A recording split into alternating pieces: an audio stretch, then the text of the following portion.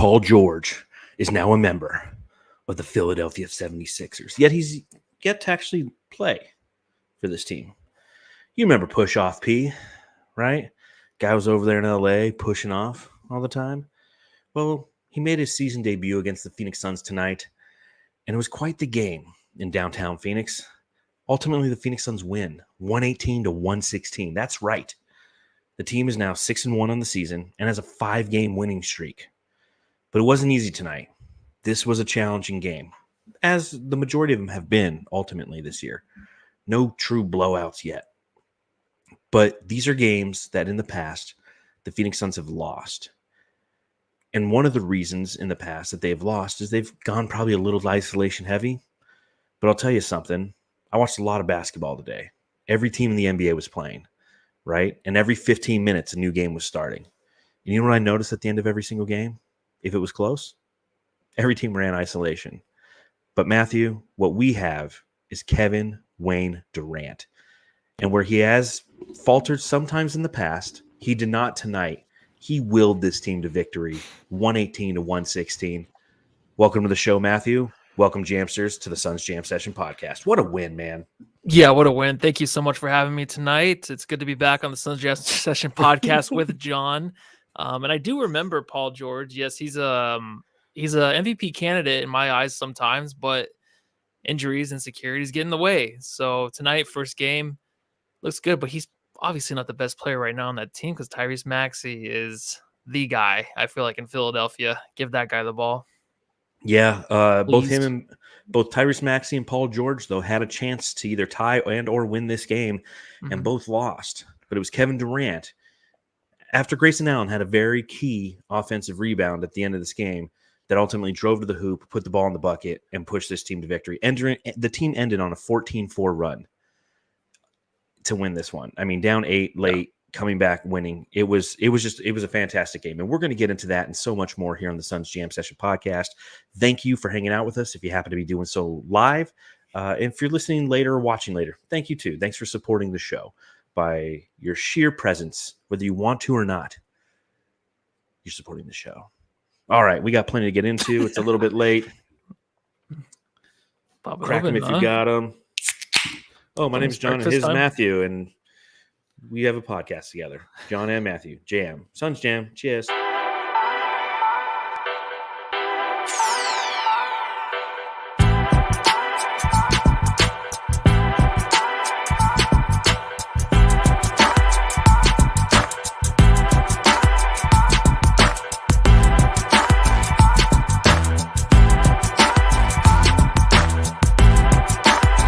Win for the Phoenix Suns, 118-116.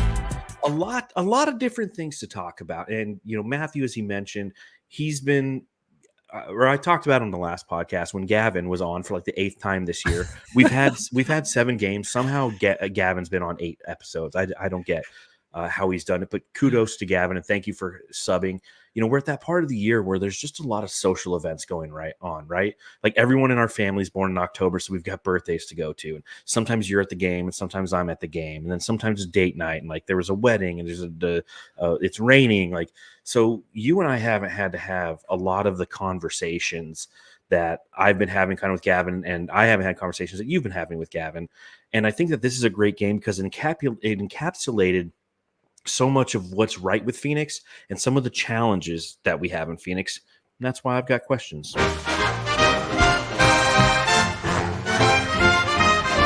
Matthew, I've got to ask. Eddie Yee says, is the audio a bit soft today? It might be. It's like 11 o'clock at night, and I don't want to wake my entire family by doing this podcast. But like, I don't know which way I should go. Like, we just won, which is fantastic. It's 6-1. So I guess I got this question for Matthew. I'll go with is the Suns fan base incapable of joy? Okay, are we talking about just based off of their hate for certain players, just wanted this team to be perfect? Because I think that ever since we did get Beal and we had the super team last year, I think that this team or this fan base is really striving for perfection, right?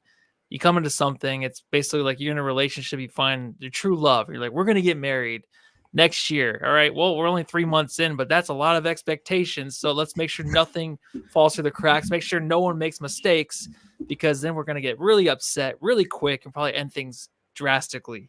So I think I can compare it to that. I'm not saying I'm going through that at all, but I'm just, I'm actually, but that's just something that, kind of hits the nail on the head. I feel like, because that's the way this team is. Like, anytime this team, or even a certain part of the team, one player like Nurk, or even Ryan Dunn's kind of struggling from the field now, so you'll hear some negativity. It's only because we want this team to be so perfect. And that's why I'm just loving these wins, the comebacks, and like Yes.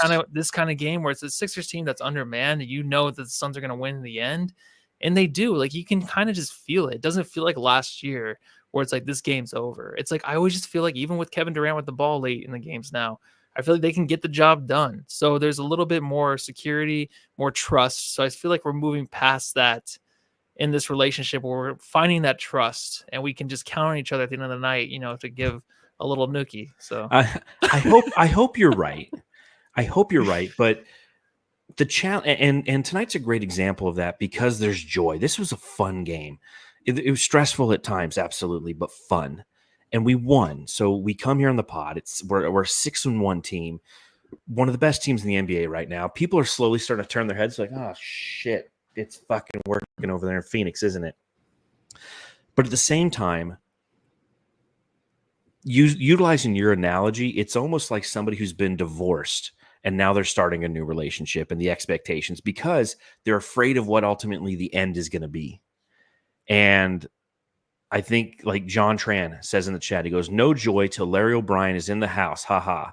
We just know joy will be snatched from us. It's this paranoid joy. Like, people aren't allowing themselves to be happy with this team right now. And I'm here to tell you, Suns fans, it's okay to be happy right now. I know what you're thinking. We're all thinking it. We have PTSD, post-traumatic Suns disorder, where we know that every season ends the same. And we're almost afraid to experience the joy right now, because we're thinking in the back of our mind, due to the construction of this roster and players, which we'll talk about later, that this team isn't capable of winning a championship. We're not capable of joy. We're not capable of love. And I'm here to tell you, you are. It's okay to be joyous right now, because I know what the other side's like. I know what it's like. Think of last year. All right. After 7 games, we're 2-5. We had just lost 2 games to the San Antonio Spurs back-to-back at home. I'd much rather feel like this right now than that last year. We're like, oh shit, because you're still having the same post-traumatic Suns disorder. You go, shit, this season's going to end shitty. At least now it's like, hey, you know what? We're winning games. This is fun. Enjoy the ride. And that's what I'm seeing. I'm seeing so much negativity, and I know it's election season, so negativity is everywhere. And then you throw in the negativity. I'll tell you this. If you know me, I don't block people on Twitter.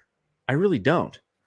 I blocked like 6 people this week, because it's this toxic negativity that comes, and people are they're trying to circle the wagons, right? Nurkic isn't playing well. So you got the people who are coming in like, oh, see, told you so. Remember that time that you said? I'm like, oh my gosh, guys, like, that's how you live your life? Just going online trying to dunk on people? And in those moments, I envy Matthew. I'm like, Matthew doesn't even know how to spell Twitter.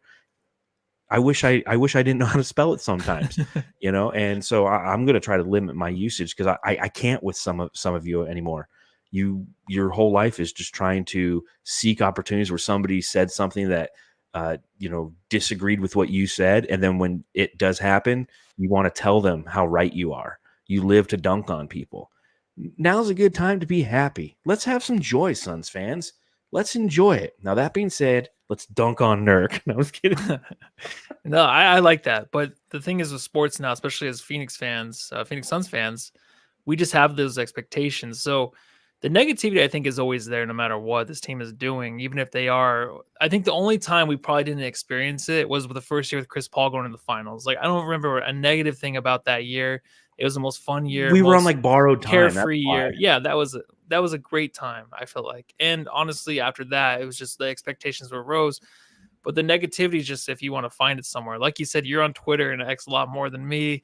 And that's why when you ask that, I'm like, I don't know, because I don't see it a lot. I know in my head and what I think. And if I want to write an article or something, I do think about the negative aspects of this team just because they're so good. You kind of want to just make them perfect.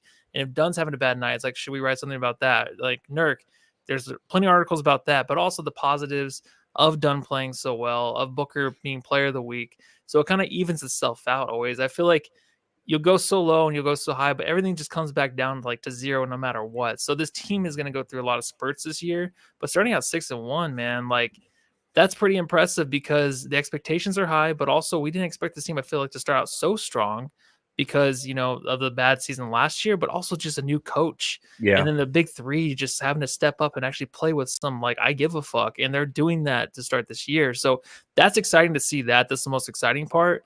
But there's always going to be those negatives. It's just how much you actually want to put all your energy into it, which it happens sometimes, definitely in my head for sure. Yeah. And it's okay to be critical of the team. That's why we have a podcast, is we analyze both what's working and what is not working.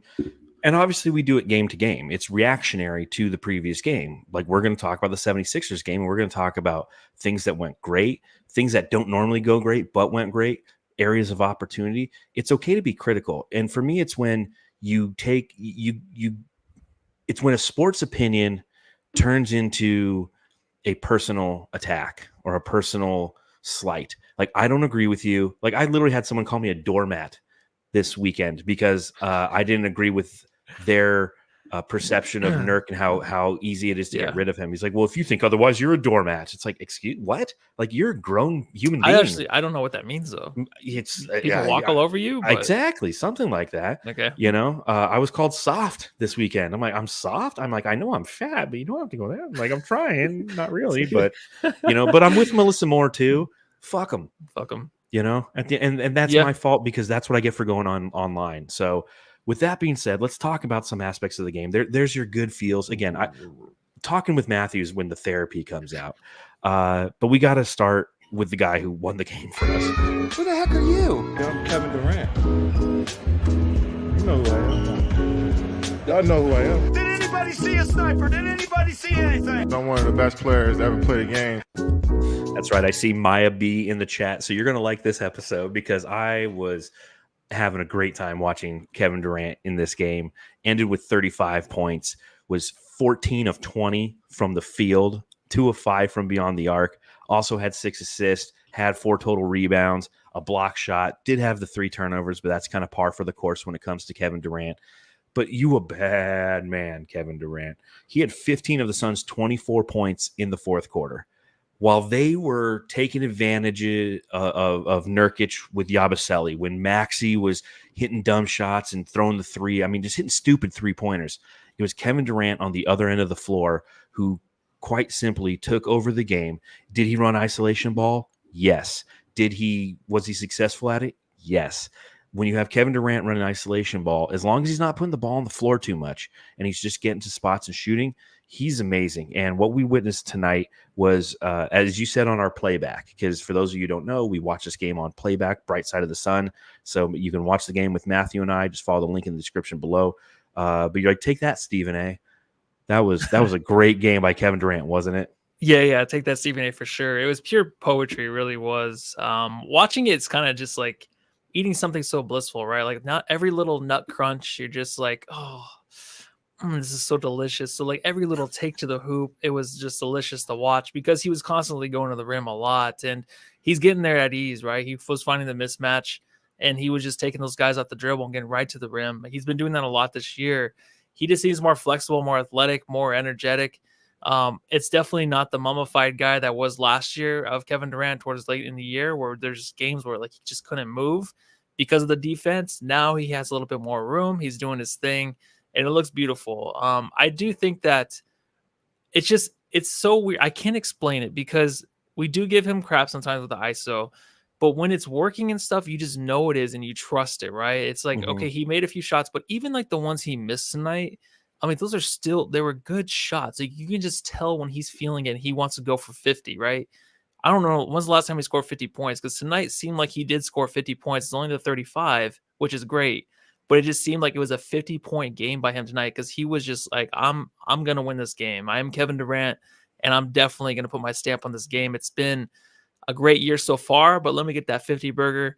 I feel like he can go for 50 this year. That's how good I'm feeling about this guy right now because he's a different player to start this year. And he said it too. He's like, this team is ready to play. Like, we have energy that we didn't have last year. And we're coming out and just giving a fuck. And that's exactly what we're seeing from the guy. Yeah, it probably felt like it was 50 because the shots that he made carried so much weight with them. Hitting that 3 ball with 2 guys draped on him after Maxey hit a 3, it was just miraculous. Seeing him get to those tough spots and hitting the shot, hitting the layup that ultimately won the game. It was a Kevin Durant game that we needed every single ounce of his ability to win. And tonight it was his turn to go win one. And that's not to discredit what he's done this year. Outside of I think the first game of the season when he had 7 turnovers, he gets his 3 to 4 turnovers a night, but he's doing what Kevin Durant does. Like, I always feel bad coming on the podcast and talking about the Suns in the game because sometimes we spend so little time talking about Kevin Durant and he'll put up 28 points. It's just he's so consistent in how he does it.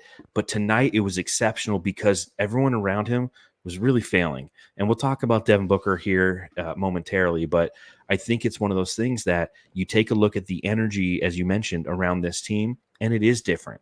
You see post-game press conferences where Kevin Durant's being interviewed and he's being asked about rookie Ryan Dunn, and Ryan Dunn's standing there like, what are you going to say, Kevin? And they kind of joke back and forth, and there's this jovialness. Again, the root word of that is joy. There's a joy around this team to play basketball. And we all know that Kevin Durant loves playing basketball. That's all he loves to do. He hates the media. He hates Stephen A. Smith. He hates the people who put him on blast or are critical of the craft that he cares so much about. Myself included, apparently, because when he called Stephen A. clown, I'm like, hey, I know that word. He's called me that in a DM before. I have a story coming out tomorrow on Bright Side of the Sun about this. But the jovialness that he's playing with and the team has around them, as you mentioned, this wasn't present in any way, shape, or form last year. Frank Vogel, there was no energy. Everybody felt like they were going through the motions, and it's what, as a fan, frustrated us so much last season. There was so much talent on that team, and we're like, gosh, just have fun. When every time Bradley Beal would do something goofy on the court, we're like, oh shit, there it is. But this infusion of the rookies with Oso and Ryan Dunn, with Kevin Durant having fun with those guys, with Bradley Beal hazing them, there is a different vibe around this team, and we need to enjoy it, at least for now. Yeah, and Bradley Beal basically spoke for Kevin Durant, saying earlier this year that this team is better built. They have the pieces around them to actually achieve what they want. That's winning a championship. That's basically the way that Kevin Durant's playing. He just knows how much they have around him, because that was a story last year early on where he didn't seem to like the players playing around him, and it wasn't really him saying it, but it was leaked. It was a big thing last year. Mm-hmm. You don't think you're going to hear that at all. And I love the Dunn thing that you brought up, because that's huge. I don't remember anything like that last year. I remember just the media going to the locker room and just like, this is depressing, man. Is someone fucking dying in here? Because it was so fucking dark in there. Just someone sitting around lounging. It was like fucking just like watching like old baseball, like media highlights or something of these guys in the locker room just like fucking smoking cigars and cigarettes. It was just really bad in there. So I'm really glad that things kind of turned around, because those are big things to me. I love the fact that these guys can goof around. Ryan Dunn is dancing before the game, having fun like a Mikal Bridges used to do. And it just bleeds everybody else, because when Beal did it last year, it just seemed so forced to us because we were just so used to the negativity. Mm-hmm. And now it's just like, it just seems like everyone's having a good time. Booker's still serious as hell. But yeah, there's a little bit more joy in that team for sure. He's thinking about the next design of his shoes. He's like, I really get it. Yeah, I need 100 more by next year. Yeah, but like I will release one of them to the public, so you can't have any of these. I'm like, come on, man, release one of the ones that I want to get. The Christmas ones, I bet you are going to be green with a red Nike swoosh. I'll call them that right now. I think they're going to be red with a green swoosh. How about that? Okay, that's the bet. That's the water bet. Whoever loses has to chug a beer. Okay. All right. I like that. Let's do that. Let's not talk about Booker just yet, though. And she said, you're not the only one, but you're the best, Bradley. Bo, bo. So Bradley Beal has been dealing with an elbow issue. There's reports of him icing it every time out he can. Did play again tonight and came up big, I feel like, for the Suns. In 34 minutes played, He had 17 points on 7 of 10 shooting. So you take him and Kevin Durant, they combined 21 of 30 shooting. He was 3 of 5 from deep. He had 5 rebounds. He had 3 assists. He had 2 steals. And he really did his damage in the first half. He's what kind of carried the Suns through that half, where now granted, KD had 15 points in the first half, but Beal was his Batman. He was 5 of 7 from the field and had 12 points in the first half. What did you see from Bradley Beal tonight? Yeah, I like the 12 points in the first half, 5 in the first quarter, 7 in the second, but they were just really timely buckets that they needed. He is coming through in big clutch moments throughout the game to keep the team close because we've been struggling in the first half. You even mentioned on playback, they've only had really like the one good quarter every game. So now that's kind of really happening. You have to rely on other guys to kind of keep the game close and just kind of come up clutch during the game. And that's exactly what he's doing. But he's weaving through the defense, man. He's doing a lot to really find his spots and just kind of really in a good groove. The only thing that sucks is like the injury stuff because he is playing at such a good level. You would love to see that without him having to ice something on the bench. But I feel like that's just what we're going to have to deal with Beal. And the fact that he's playing through it shows a lot. It is early in the season. He's not going to be like Embiid, who might be suspended for 30 games once he actually comes back. But he actually is going to just force himself through it, not worry about, hey, it's a long season. Wait for the playoffs because we did that last year. Like, let's just start this thing out strong and just don't think like, oh, I might get hurt later on in the year and this will be just a waste of time and waste of energy. It's like, no, you got to get this off to a good start because the fans need this. The fans want this. They want it to start out hot. We don't want what we had last year where we go to games and just completely silent. There's a little bit more buzz there in the arena and a little bit more expectation, obviously, because of last year. But that's why you got to come out strong and start out 6-1. So with him playing through these injuries, he did set out a couple games, but playing through the injuries as much as he can is really helping this team. Well, and I've always thought that the best version of Bradley Beal is not one where he's the guy scoring 40 points a game. It's the one where he gets streaky in a game and provides you with a burst of offense. And that's what we saw in the first half. And that's what we saw in the second quarter this was a very tight, contested game overall. You take a look at the total amount of times that this game was tied. It was 13. There was 19 lead changes in this game. So it was back and forth. So you needed little micro streaks along the way to be successful. And Bradley Beal had his when we needed it to happen. And that's what Bradley Beal, he gets paid way too much to be a tertiary part of an offense, but that's a moot point. He's still the tertiary part of this offense. And tonight, ultimately, he was the Robin to Kevin Durant's Batman because Booker had an off night, but that's the advantage of having a Bradley Beal. There's this concept that I feel like I talk about a lot. It's everybody wants everybody to make every shot every time. And everybody thinks like, well, Kevin Durant should go off and Booker should go off and Bradley Beal should go off, or every guy who comes off the bench should go off. Or, it's like what makes a true team successful is what we're witnessing with the Phoenix Suns this season. Devin Booker just scored 40 points, right? He had an off night tonight. So Bradley Beal steps up and does 17. But again, 12 of those in the first half when the team needs, when Philly's throwing some haymakers, he's throwing them right back for us, right? When Ryan Dunn has an off night, Grayson Allen's on. When Grayson Allen has an off night, Royce O'Neal's on. That's a team. That's why we're 6-1, because we have so much depth that can sustain offense throughout the game. Even when we have lulls, like we did in our last game against the Portland Trail Blazers, we have enough to win. And seeing what Bradley Beal did tonight was a fortification of that thought process and that roster construction. There you go. And they are good looking shots, man. Like, yes. So you did say every shot that we want them to go in, obviously, but the way they've been playing the last 4 games, like every shot, even like the start last game was really bad, like terrible, but they were good looking shots. Like they had some wide open shots and everything just looks so nice and clean. It's just this team, when they're going to start rolling in these games and just get hot, like they're going to catch fire and hit like 130 points in a game just because they have the good looks all game long and moving the ball very well. So I love the fact that we narrow these guys down, go one by one, but they really just play as a team, man. It's kind of hard to talk about them in separate because they feed off of each other so well. I know they all have their different aspects or different roles and stuff like that, but this is the most, I think, complete team in a long time. I know it's probably since the finals team, it's just seemed like just like all together, even with Grayson Allen coming back and playing better again for the second game in a row. Yep, I completely agree.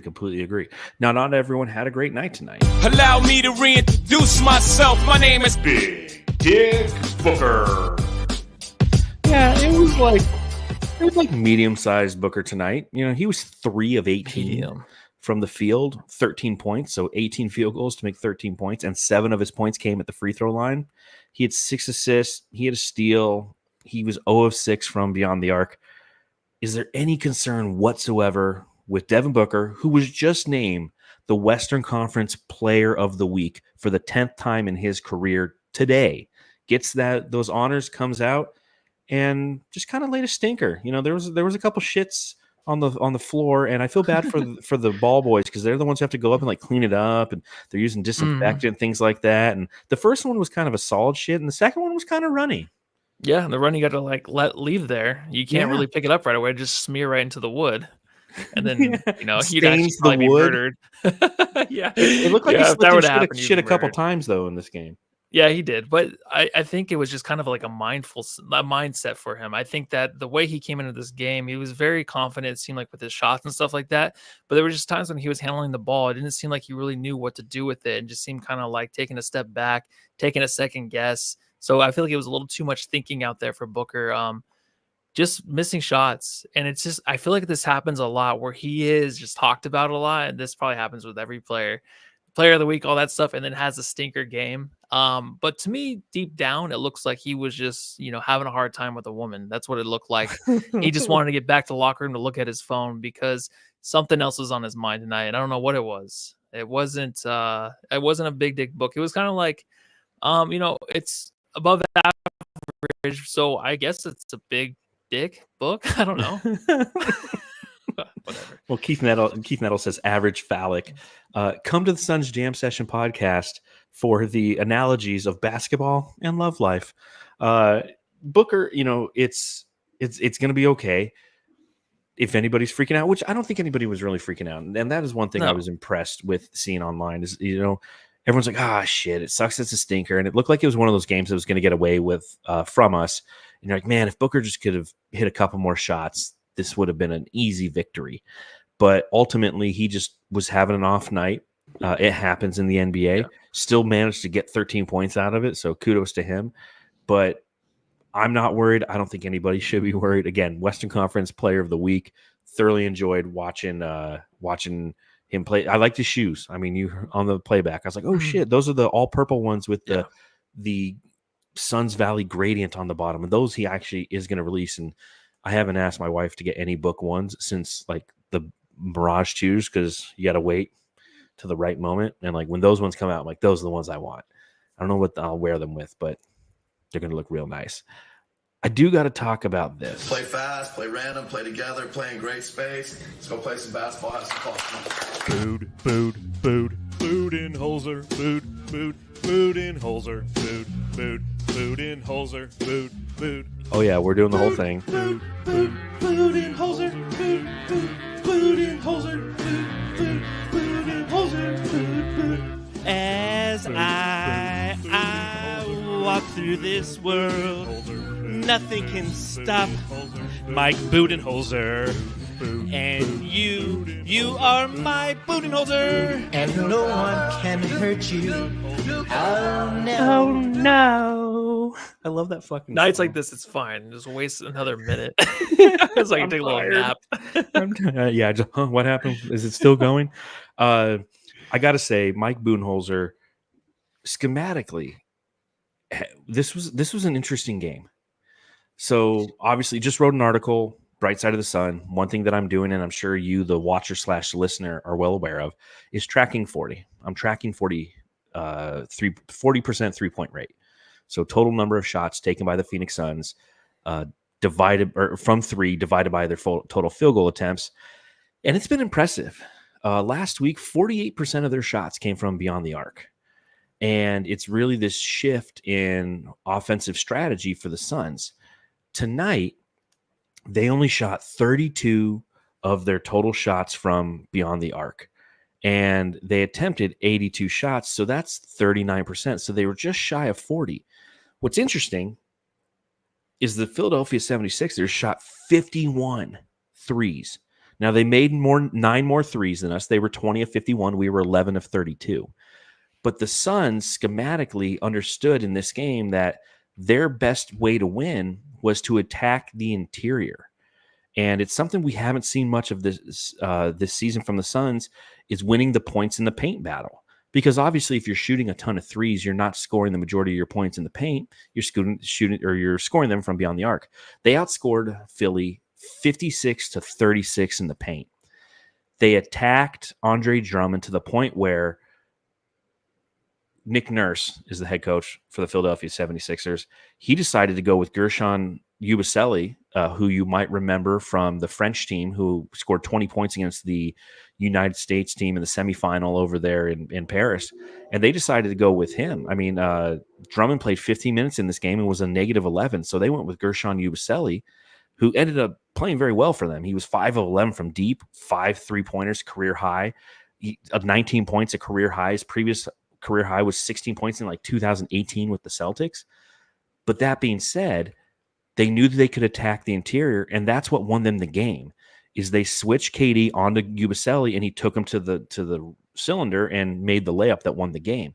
And that's Budenholzer making an in-game adjustment again. I talked about this last show with Gav, and I'll talk about it with you. These in-game adjustments by Mike Budenholzer, whether it's sitting Nurk for a while to let him get his head on straight or doing something schematically like this, it's really fun to watch a coach who's fucking making in-game adjustments, right? It is, and I wish I knew what the hell he was doing. But what I can count on is that the Suns are going to figure it out in one of these games because, I mean, it all comes together. He's making his schemes. You and a lot of people might understand it and just know what's going on. But I'm just like, I trust this guy, and I know exactly that he's going to put the Suns team in the right position to win games, even if it is like, hey, let's just rely on Kevin Durant to hit some really difficult shots and get to the rim. But the fact that the Sixers held on to this game and they basically were so dominant for most of it was the pure fact that the threes, they were going in. They're just going to chuck it up. So this is the way this team had to actually play to even have a chance to beat the Suns, was just to jack up those threes. And you can just feel it's like the adjustments are going to be made. The threes are not going to fall in the end. They're going to have a hard time trying to ISO, especially with Paul George trying to make plays and turn the ball over all game. So you just knew it's like this team's not supposed to win this game, the 76ers. The Suns are the better team. And that's what's so nice is like when we know we're the better team, like we're going to have the chance in the end of the game to take the last shot to win the game or just make a big stop like they did late in the game to withhold the Sixers from taking the lead or even tying the game. So you just know that he's going to put them in good position to get to that point. That's just a great way to feel as a Suns fan because you know it's going to happen. And we're not going to get blown out ever, I feel like, because he's going to do that. And yeah, so the scheme stuff, I'll leave that to you, buddy. Yeah, unless I'm really, really paying attention. It was really tonight. I was doing some food prep. Yes, I was doing some laundry. Yeah, for those of us who joined us on the playback, you could see Matthew going through daily chores while watching the game and having to manage the subreddit stakeout. So, and I had to write the recap for Brightside. So there's a lot of dead air there tonight because, like, if anyone, the way that it works is if you have NBA League Pass, you can go in and you can log in, you can watch the game with us, and you can see the game. If you don't have League Pass, you can log in and just let us know in the chat that you need a VIP pass. We give you one and you can watch the game. But if you don't do either of those and you just tune into the channel, you'll just see us. And it's literally just like me typing, making that sound, Yeah, it's like I just sit there a lot. Like, come join the party. We're just sitting there. Like, this is me at a party, man. I sit in the corner watching the game.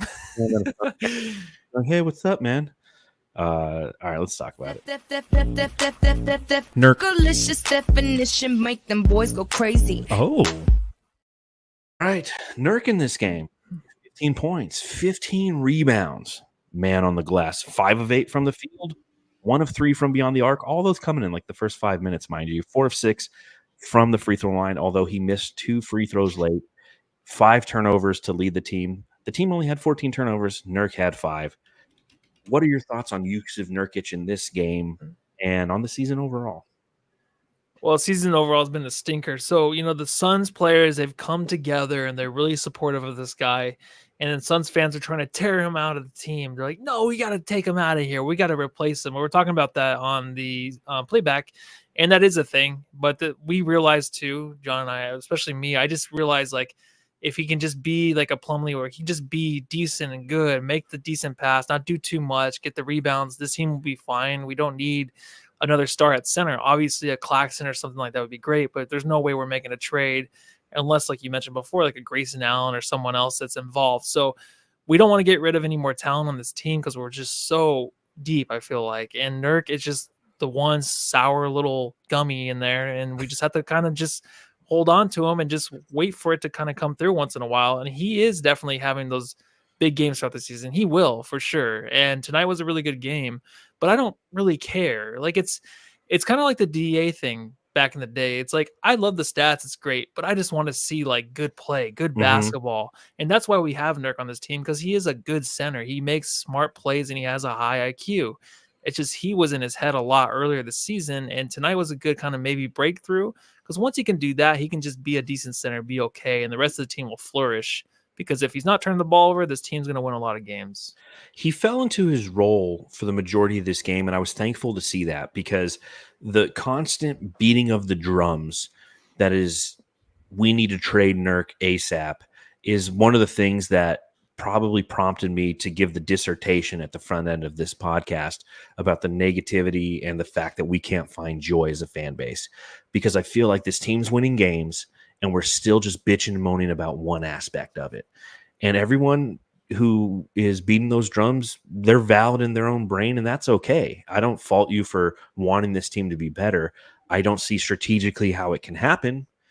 I understand what the trade market looks like, and there's no solution. Matthew and I spent an entire summer having these conversations and literally going down every possible rabbit hole, and it's a dead-end street. But at the same time, I can understand why everyone wants this team to be better. And a lot of people have been stating, well, we're going to lose in the finals or the playoffs if we have Nurkic as our center.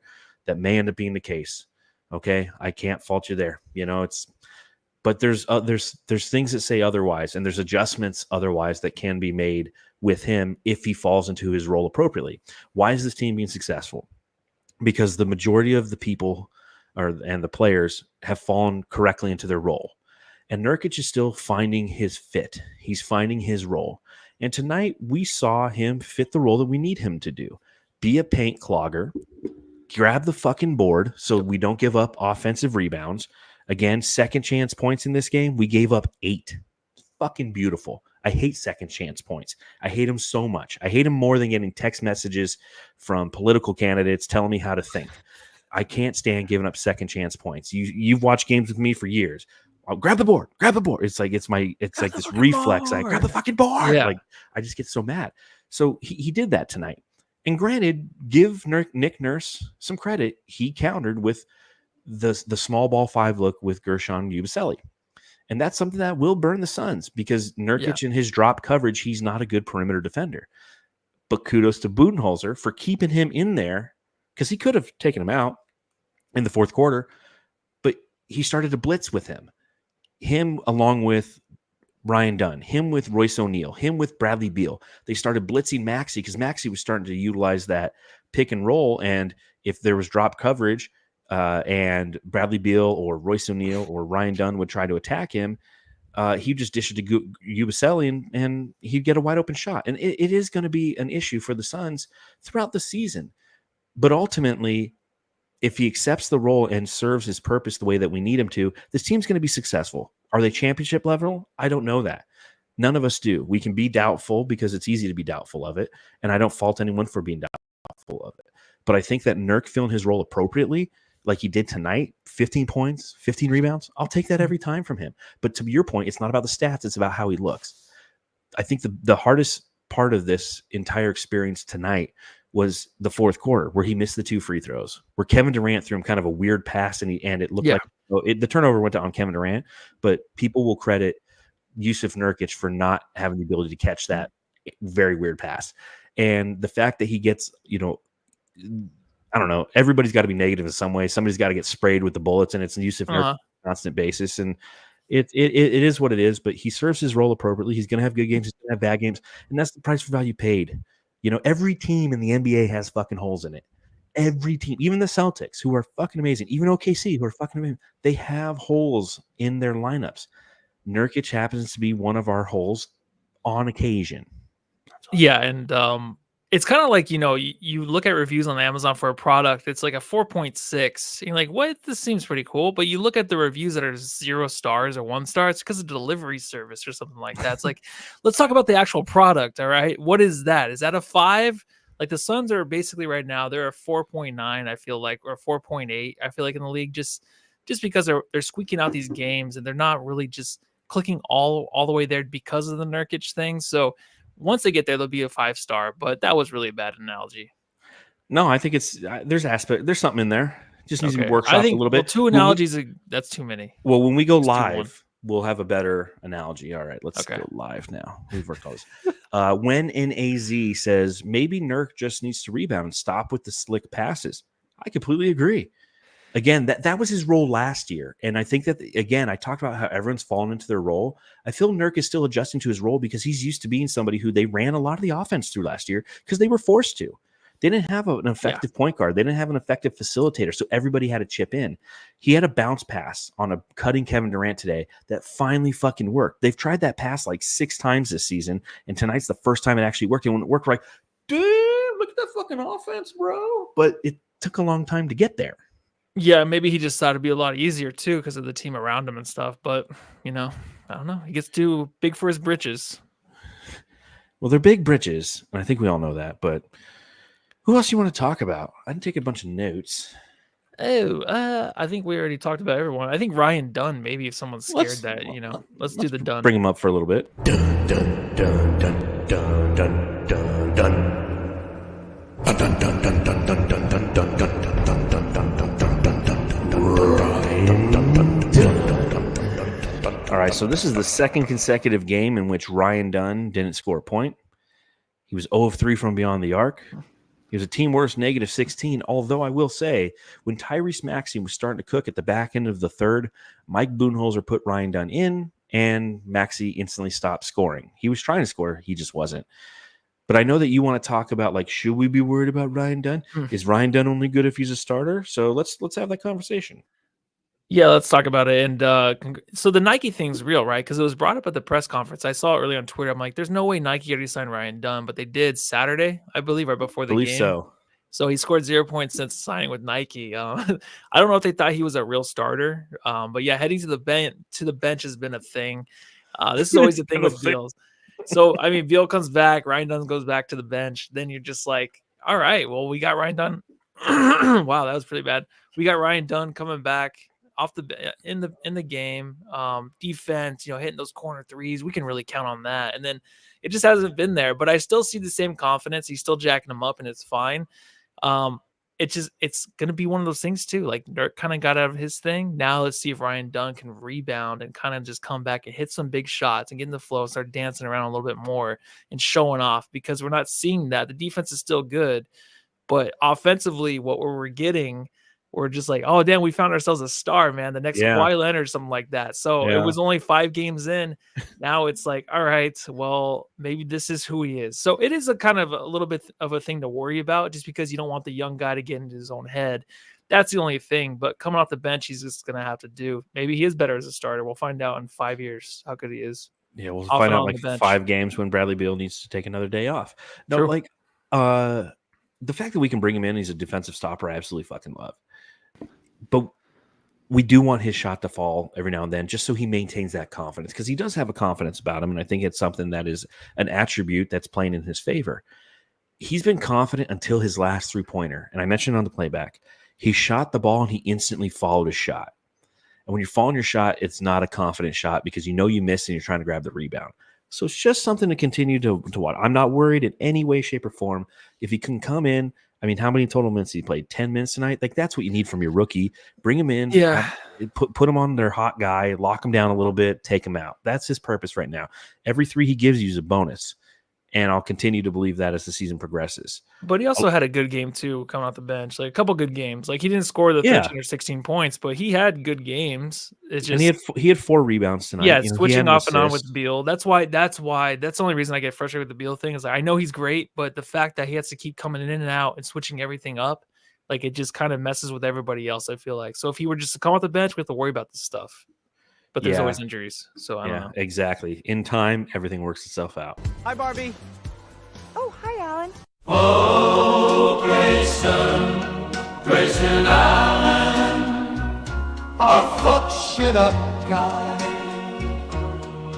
Oh, that's right. Grayson Allen, who, by the way, played 23 minutes tonight and was 3 of 6 from the field and 2 of 4 from beyond the arc for 14 total points. He fucked some shit up tonight, man. He kneed Ubaselli in the back of the head. A flagrant penalty won. What a stupid fucking, like, how did he get called for? There were some questionable calls in this game. I think it's the first time I've mentioned officiating all season. It only took 7 games in, but it was like, so Ubaselli's got the ball underneath the basket, for those of you who didn't watch, and he pumps as Grayson Allen's coming to try to block the shot. And Grayson Allen goes flying in the air because he's trying to block him. And he just stays down, and Grayson's got air Grayson, right? Lift off. He somehow lifted that 235-pound body into the night sky. And then he realized this guy's not jumping. So he tried to navigate his leg around him so he could teabag the back of his head. But ultimately, he kneed him in the back of the head. And they called it a penalty flagrant one. And to see the look on Mike Budenholzer's face afterwards, he's like, what the fuck is the guy supposed to do? What's he supposed to do? Right? Yeah. I'm on it. Like, yeah. Wait, are you asking me or are you asking the official? I'm asking you. Okay, well, let me take a stab at this because I have no idea. I don't know. Do they expect the guy to walk on water? Like, I don't know what he's supposed to do up in the air, dude. Like, because he did turn his knee, but like, he's not going to hit the guy in the back of the head. And on purpose. Maybe he is more sinister than we think. Maybe he did do that. But the only thing I had a problem with is a penalty one. So if you need someone in the back of the head on purpose, you should be kicked from the game. Like, I don't feel like, you know what I mean? It's like, oh, it was a knee to the head, but it wasn't as bad. Like, that was a bad knee to the head. Like, that it was as hard straight as you're gonna get hit. Back of the dome. It was like, you know, like the football players and they like get up and like all of a sudden some guy comes in flying in, just hits him in the back of the head. Like, that's the way it was. So that's a flagrant 2 if you're going to say he did it on purpose. Agreed. So it's either one or the other, because if intent was involved, then that's a fucking savage way to go after someone. Well, you faked me into the air, I'm going to knee you in the head. Hey, Rick. And he was like Johnny Cage out there. It was fucking ridiculous. And it was funny because later in the game, Kelly Oubre was trying to throw a ball off of Grayson Allen as he was jumping out of bounds. And he ultimately was out of bounds as he was throwing it, but he like hit Grayson Allen in the face. And K-Ray was on the broadcast. He's like, well, if that's a flagrant, then how? Or he's like, how's that not a flagrant? But kneeing somebody in the back of the head, and like even saying it out loud, it's just like, getting slapped in the face and getting kneed in the back of the head is completely different. Like, you can't really compare the two. So he kind of walked his way out of that one. So we'll see what I want to, like, I'm really interested to read the 2-minute report, the referee report where they talk about those kind of things, because that'll be an interesting one. And the last guy I want to talk about before we do subreddit is Royce O'Neal. Yeah, bling, bling, bling. Rolls Royce, Rolls Royce, Rolls Royce, yeah, nigga, Rolls Royce. And Royce O'Neal, 15 points, 6 of 9 from the field, and 3 of 4 from beyond the arc. Doing some on the interior, not just from downtown. 5 rebounds. He had a steal as well. He is low-key like one of the quietest guys on the team. You don't realize he's out there, and he's played so fucking well this year, leading the team in defensive rating, a lockdown defender, no fanfare amongst the fan base really when we re-signed him. We're like, oh, okay, cool, we're bringing back Royce. I know I was excited. Are you excited to see what you're getting from Royce O'Neal this season? Oh yeah, it's nice, and it's really pretty, dude. I think that he's become kind of the connector of this team too, where you can kind of feed him and he'll make the next pass. Like, either if it's a guy cutting to the rim or else he's just throwing it back out for 3. He's connecting the team on multiple passes, so he's looking out for other players, getting his own. Those 3s I told you on the playback, it's just like a layup, man. The way they're kind of just flowing in there, just at ease. Like, he looks so comfortable, and he is gliding out there because he is lighter. But I didn't expect this much. You know, I think getting him last year, like in midway through, and you just have him on the team, you kind of just expect him to be released and just go somewhere else. But him coming back, it's one of the most surprising things. I feel like I think a lot of people obviously love Royce, but I didn't expect him to be this good and just do this much for this team defensively and offensively. Where Tyus Jones, Monte Morris, so excited to have those guys and trust them on the court. But Royce is like, you know, if I'm doing my list, top of the list, it's going to be Royce is the most trusted guy out there. I love it when he's out there. I feel comfortable. I feel like I can be myself, open up a lot, and share a lot of feelings. He's just that good tonight and the rest of the season. Royce O'Neal is like when you're going through your fridge and, you know, you got some Tupperware up front with the chicken you made last night, and you kind of move that to the side. And right behind that is some brisket that you got from Costco. That, you know, it's the burnt ends. You microwave it for 5 minutes. You put some barbecue sauce on it. You eat it kind of straight up, or you put it on a sandwich with a pickle and an onion every now and then. And then you move that to the side, and in the back, you're like, oh shit, man! I completely forgot that I have got some premium shrimp back here, and the good cocktail sauce. Right, it's got that horseradishy taste. And you pull that out, and you smash on like 10 shrimp. Like that's what Rolls Royce is, because you forget he's there, but when you pull him out, he's that premium shrimp with the good cocktail sauce, and it never disappoints. It never disappoints. It only disappoints when you throw the little trip tails in the garbage and you forget to take the garbage out on the night. And you wake up the next morning, you're like, "What the fuck is that smell? Did Royce fart in here?" And you're like, "Ah, shit!" But that's what he is, man. He's so good. I wish I had John that. Tran. John doesn't FIFO. I used to at work, not here. FIFO goes west. FIFO, first in, first out. I wish I had that problem in my fridge. There's a lot of old eggs. It's like you move one old egg to the next egg, and there's an old chicken from 3 weeks ago. You get that good egg, right? That good egg. Nah, they're all right. Well, let's talk about the subreddit stakeout. Matthew was in Philly tonight. God bless his soul. Undercover for you, Jamsters, to let you know what the Philly fans were saying about the Suns game. The Suns Jam Session subreddit stakeout.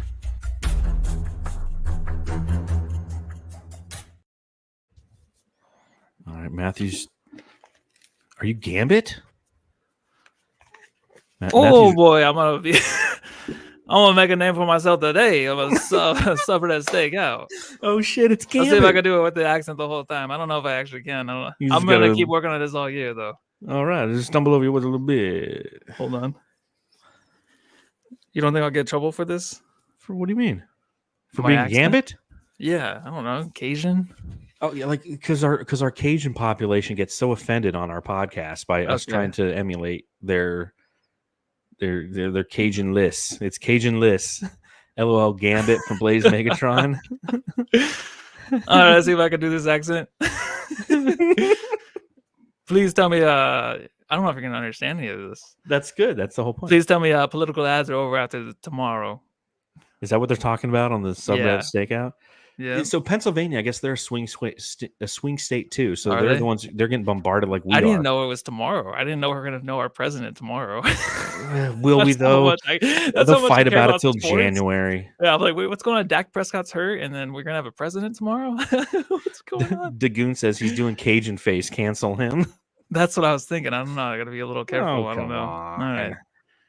All right. Silver's. I can't do it with the accent. I don't think Silver is definitely waiting for this team to activate Embiid to issue the suspension. So I think that's exactly what's going to happen. Once he's activated, the suspension will happen. That's all about that, though. My stupid ass is actually staying up to watch this. Let's go Sixers. Yeah. Think about it. This game started at like 10:15 their time. Yeah, I know. There's a lot of it. Someone said nut ass start time. So someone else said my stupid ass is actually staying up to watch this. Let's go Sixers. It was 2 of those. Wow. Did he copy and paste the guy's comment above him? I guess so.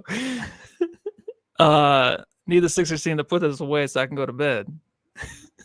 Oh, jeez. Careful with this accent. Oh, shut up, dude. Just own it, man. All right, I will, own man. I do Batman, like, for all the people who are I'm like just scared nowadays, dude. Well, I mean, if Trump man. gets in the office, it doesn't matter. I don't know. I'm just joking. I can't say that. You just okay. did. I just can't help but laugh at every time Maxie does what it does. He's so fucking good. And then the next was God, I hate checks. Or I gotta hate heat checks. Just get a good shot. So that was when Maxie was hot, and then everyone was like Maxie. And I was like, Yeah, what then the he fuck shot was like the that, 35-footer. Yeah, everyone hated that. At first, it was funny if he said, "Gotta hate checks." I'm like, it's a good cereal, man. The rice, the corn, they're all good. Yeah. Let's see. I prefer when Durant is on the bench. Maxie's little booty shake. What the fuck is Embiid doing, laughing it up and talking with Beal? Most embarrassing superstar in the league. And that's all I got. It's so good, dude. You got it. All This right, is cool. good. The Suns Jam Session subreddit stakeout.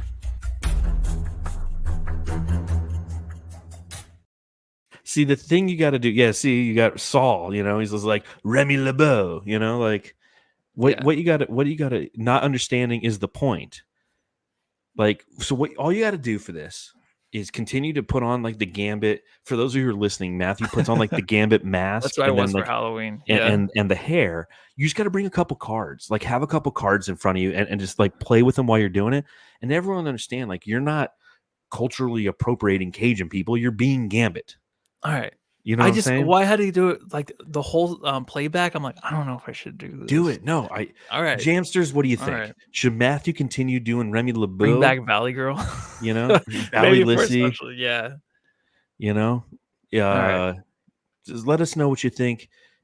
I'll put it on this. I'll put it on the Spotify. Okay. If you're listening to this on Spotify, there's a poll.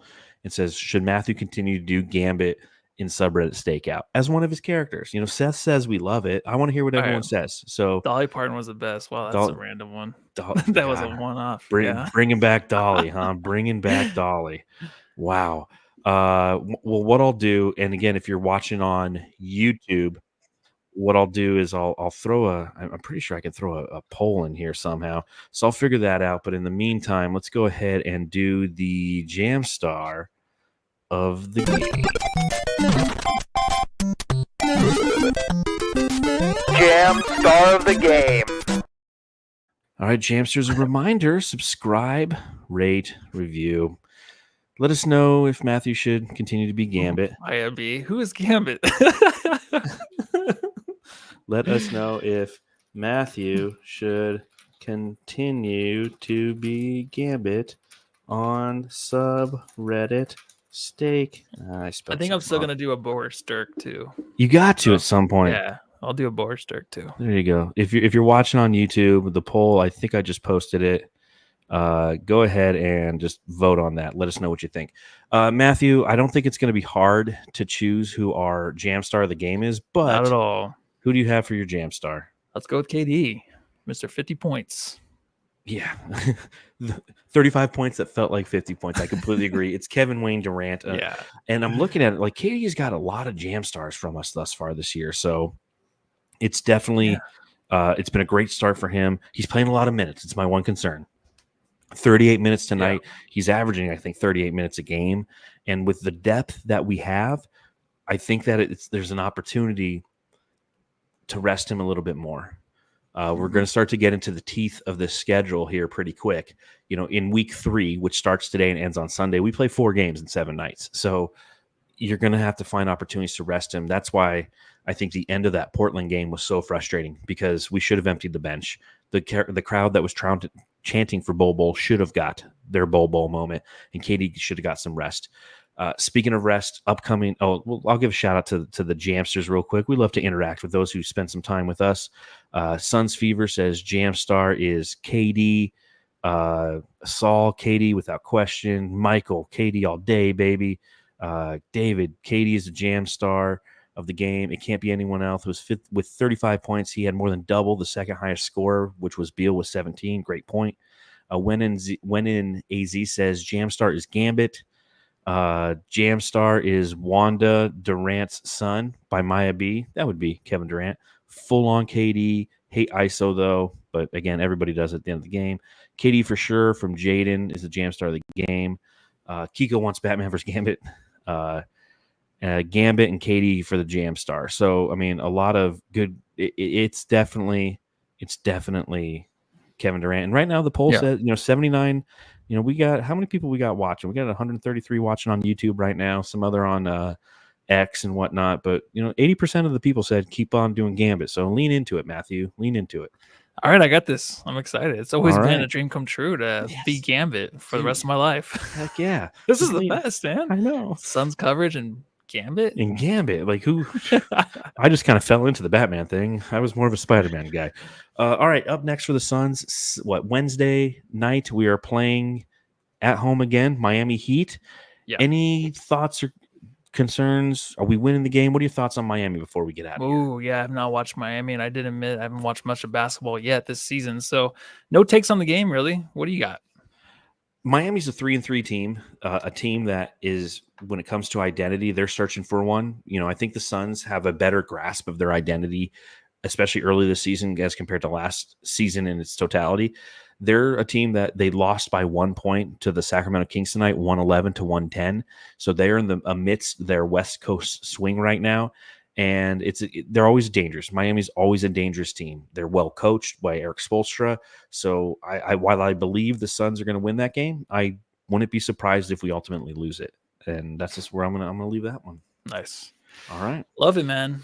All right. Well, it's getting late. It's like almost midnight. Fuck me running backwards through a cornfield. So I think on that note, we're going to go ahead and get out of here. Again, thank you ever so much to everybody who's watching along. Whether you're watching live, whether you're listening later, we don't care. Appreciate you for doing so. Thank you for supporting the show. My name's John Voida, managing manager of Bright Side of the Sun. You can follow me at Darth Voida. I probably won't follow you back because I'm trying to avoid that shit right now. He's Matthew Lissy, one of our senior staff writers at Bright Side of the Sun. And of course, we are the Suns Jam Session podcast. So make sure you hit that thumbs up button on the way out. And Matthew, tell them what to do. Go on over Gambits. I like that. Well, what the fuck is